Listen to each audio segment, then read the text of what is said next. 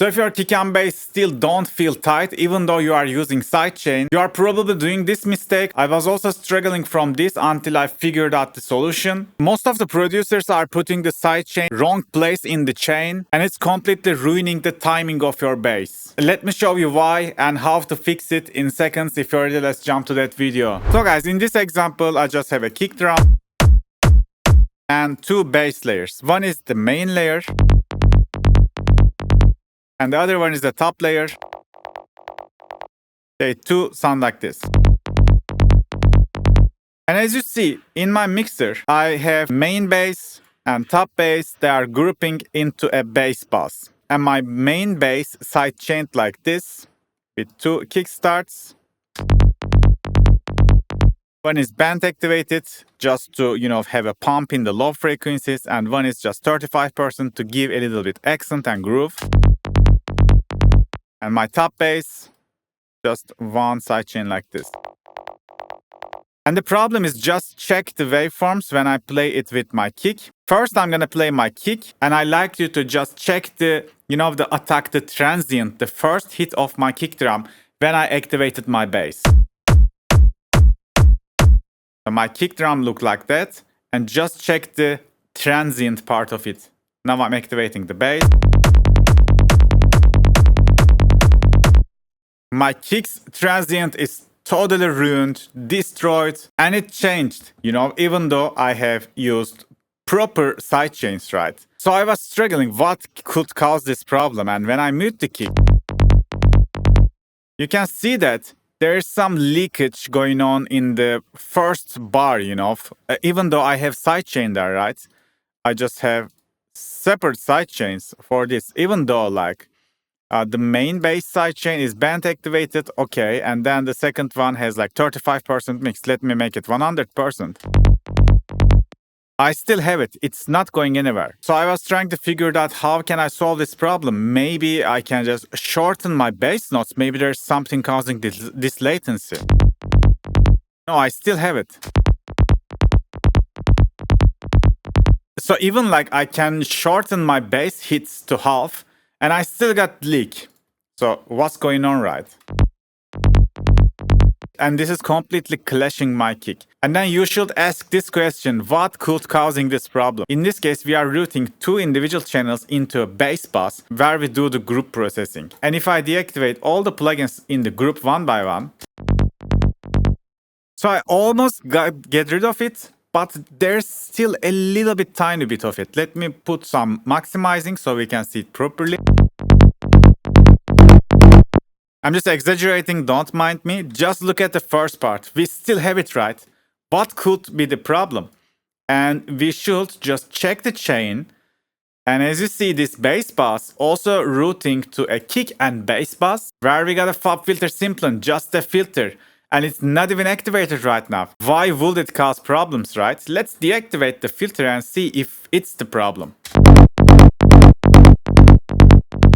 And yes, as you see, even the filter is there. It's not even activated.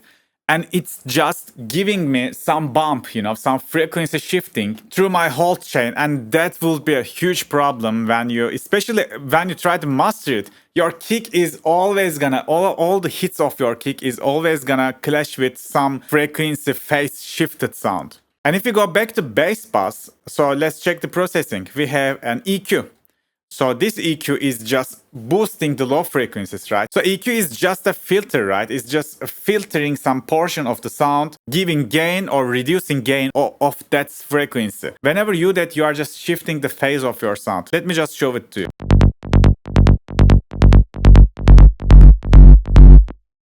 You see, right? Whenever I boost it, I'm getting tons of frequency shift. Even it's in zero latency, it doesn't matter.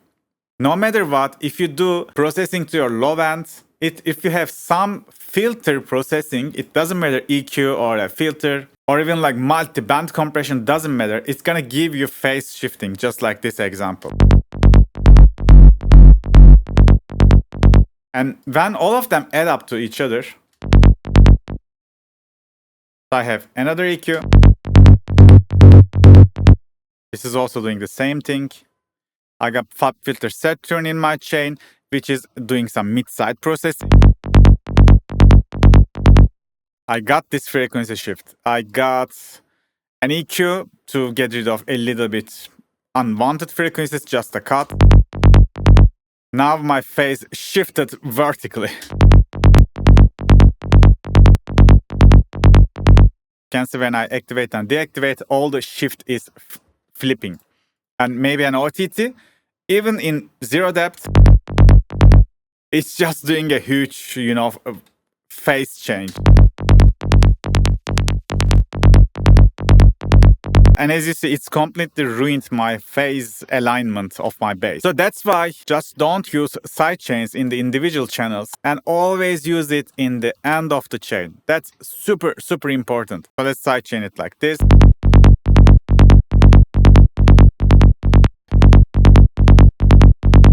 As you see, there is no frequency shifting now.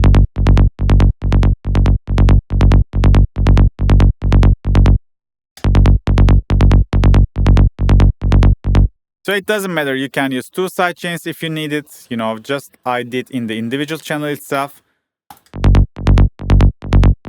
As long as you have the 100% mix sidechain in the last thing in the chain, you will get rid of this first phase shifted leak and you will save your kick drum.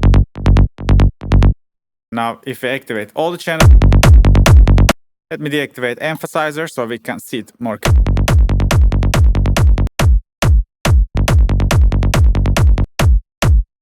So it's not interfering with my kick transients anymore. My kick is as it is, with untouched.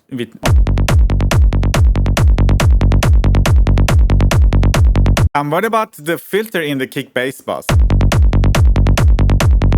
Because as you see, when I activate the filter, my kick is also changing in phase. So first thing, try to reduce the Q factor, like this, the slope. Make it less tight.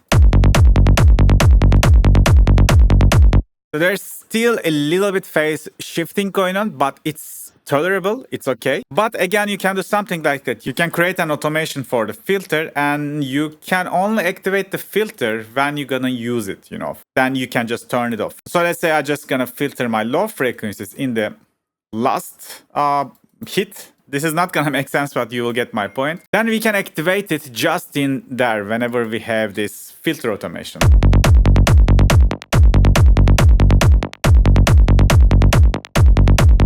Then when there's no filtering going on, you don't need to activate the filter and your phases are gonna be sound still same. Yeah guys, even your sidechain curve is completely right. Processing after the sidechain will completely ruin your mix. So that's why always keep your sidechains lasting in the chain. And also if you are still using some filtering, you can consider to use a smaller slope or just have an automation to activate and deactivate it when there's not in use. So I hope this video will be helpful for you. You can try this technique by yourself and see how misplacing the sidechain could ruin your mix. And yeah guys, thanks for watching today. That was it. See you on the next video. Peace. Bye bye.